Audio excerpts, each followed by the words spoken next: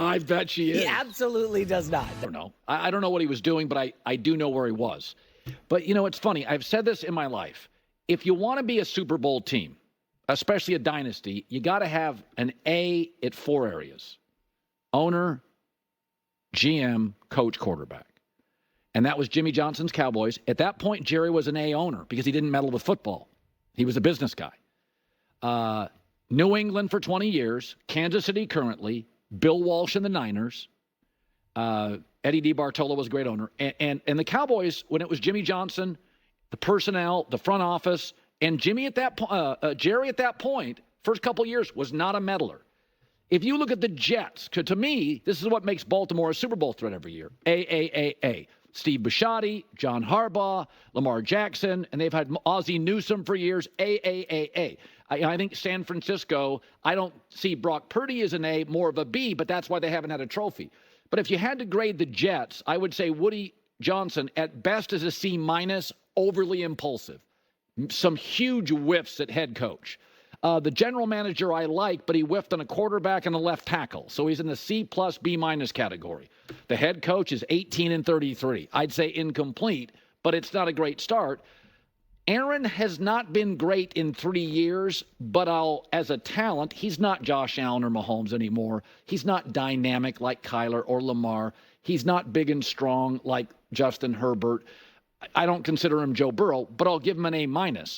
So in a weird way, he sought power leaving Green Bay, and he got it because Green Bay had the infrastructure that he got fatigued with. He didn't have a say. They didn't have chaos. Green Bay has A's. They don't have an owner, but the front office is excellent. They've hired excellent coaches. Jordan Love looks like he could be an A. The Jets are a circus of C-, B-, C+. Aaron wanted power. He got it. So they need Aaron.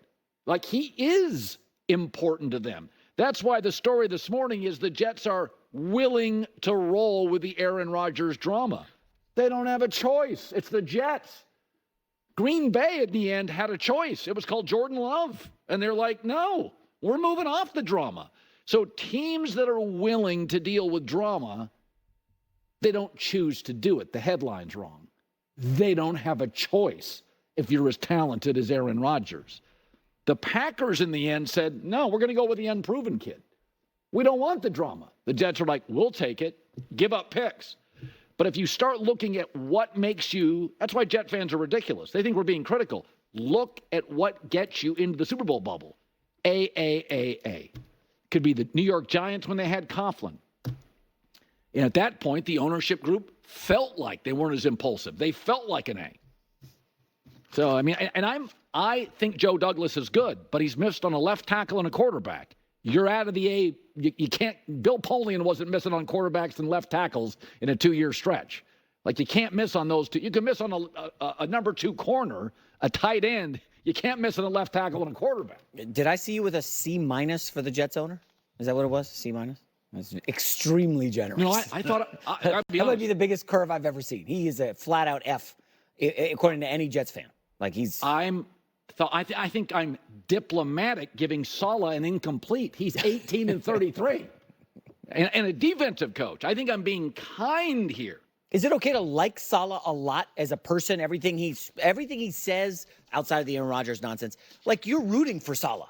Yes. But as a head coach, he leaves a lot to be desired. Yeah, but again. Okay, so I really want to talk about this because, listen, I understand what Colin is talking about and what he's trying to present. And I don't even necessarily disagree, but I think it's very clear that that's not the only way.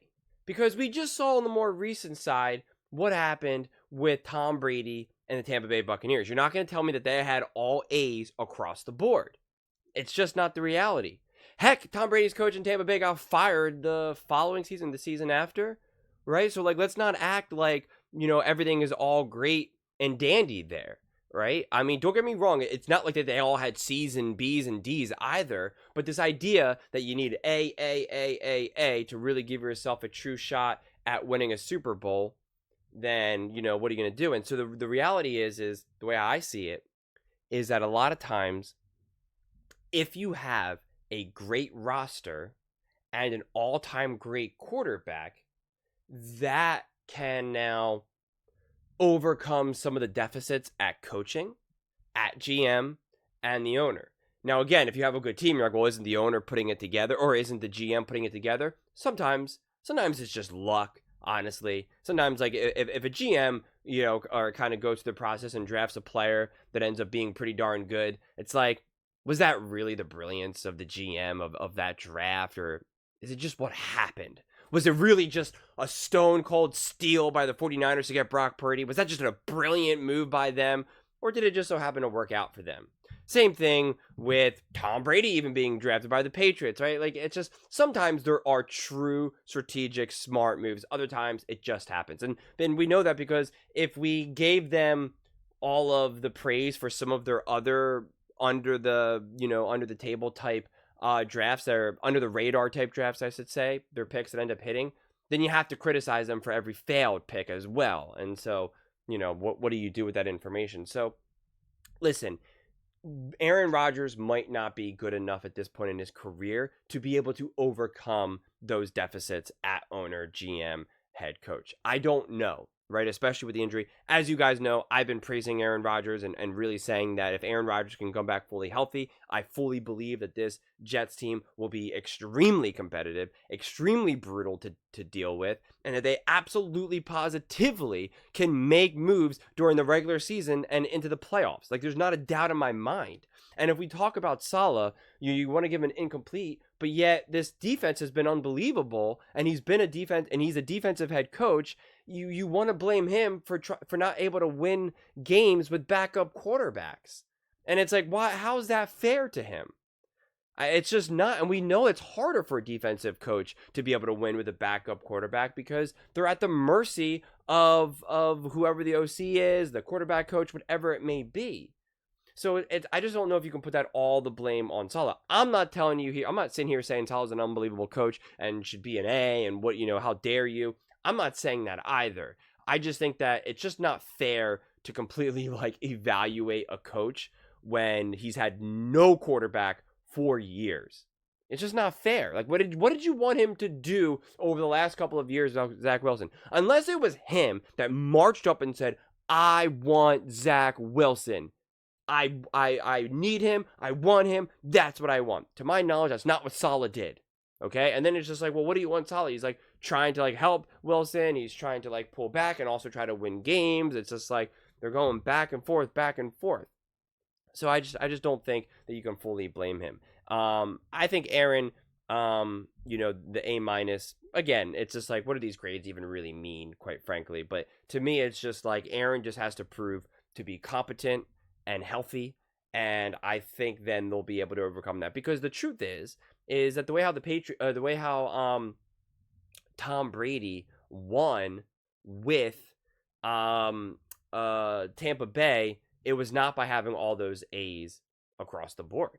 It just wasn't. And it was his greatness and that roster that they were able to kind of overcome any of the other challenges that they may have had. It's clear that Tom Brady did not like the head coach. I mean, he wanted him out, and he got out.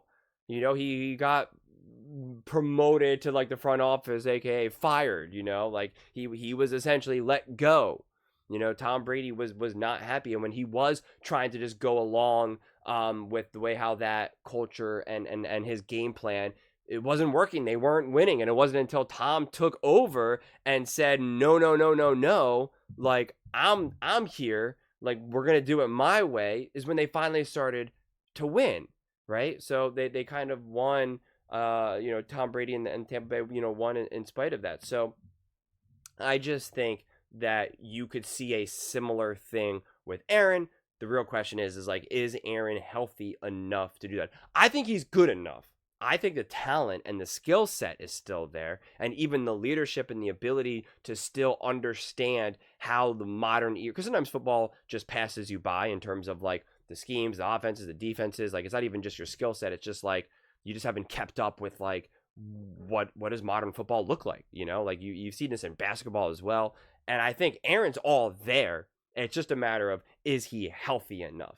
And again, I think he will be healthy enough. I think without a doubt, I think he's done everything he can to make sure that he's going to put himself in the healthiest situation that he can be. I don't see them trotting out Aaron Rodgers and him just being like an old failing quarterback who's just like giving his darndest out there. I think Aaron Rodgers will be able to prove to everyone that he's still a top 10 quarterback in the NFL. And if they get some momentum, and if the other weapons around him and the offensive line and all of that continues to stay healthy, I think Aaron Rodgers will show that he's a top 5 quarterback even, right? Like, he won't be able to maybe do some of the flashy, fancy stuff, but his ability to run an offense, to win games, will be top 5. I don't even know how that could even be disputed, right? Because so much of that is more up here than, down below. It'll just be his ability to just be the captain and the leader of that offense and make the smart decisions. I mean, we see a lot of young quarterbacks. The athleticism is there, the arm is there, the skill set is there, even the knowledge is there, the understanding, the preparation, but it's their decision making that brings them down. Right? It wasn't Jordan Love's lack of ability to throw the football or to escape pressure that lost them that game. It was his decision making that lost the game in the 49ers in the playoffs, right? Like that's what that came down to in that moment. And we've seen Josh Allen's decision making cost some games for the Buffalo Bills. So we've seen that again and again and again. And that is something that Aaron Rodgers and Tom Brady, some of these prolific quarterbacks who have lasted very long, do that. They're second to no one in terms of decision making. So I think the Jets are in a significantly better place than a lot of people want to give them credit for. I understand why people are hitting the panic button. I understand why people love to just hate on the Jets and hate on Aaron Rodgers and all of that. But to me, it just seems like there's so many other teams and players that you could be bashing and ripping, and why you're doing it for the quarterback who tore his Achilles at 39 and has done everything to try to get back out there. Once upon a time, man, we used to worship those athletes for doing that. And it pains us when we find out that an athlete, got injured and will never be the same or can't play, right? It pains you. You hold your breath. But for whatever reason, Aaron Rodgers doesn't get that grace. They're just like, nah, he's just a bum and this, that, and the third. It's like, are you kidding me? Like, we should be celebrating that he's coming back and playing for a brutal franchise in a brutal city, the New York Jets. Like, he's not doing this in Tampa Bay or in Carolina. Like, he's doing this for the New York Jets, a massive fan base with a diehard fan base with a very aggressive media. That is no easy feat. So I just think Aaron should be celebrated a little bit more. And you know what? Some of the drama that he brings, that when he is retired, the media is going to miss him. The media will miss him because he gives them lots of stories, lots of clicks, just lots of content. So when he is gone, you'll miss him. But those are just my thoughts. I would absolutely love to hear yours. What do you guys all think? Do you think Aaron Rodgers and the Jets are just kind of destined to fail because of the Jets' grades right there, and so it's just going to be impossible to overcome? Or do you think the roster itself and Aaron Rodgers being Aaron, that they'll be able to overcome that and have some true success? Let me know in the comments below. I read every single comment, so whether you agree with me or disagree with me, either way, let's get in some discussions, let's get in some fights, but ultimately, let's just have some fun. And please do consider subscribing. We are building an amazing community here, and I would absolutely love to see you part of it. I want to build something that we all genuinely feel connected to, something that we're really excited to be part of. I think we're well on our way to doing it. And please don't forget to give this video a thumbs up, as it really does help with the visibility and the algorithm. Thank you so much. See you next time.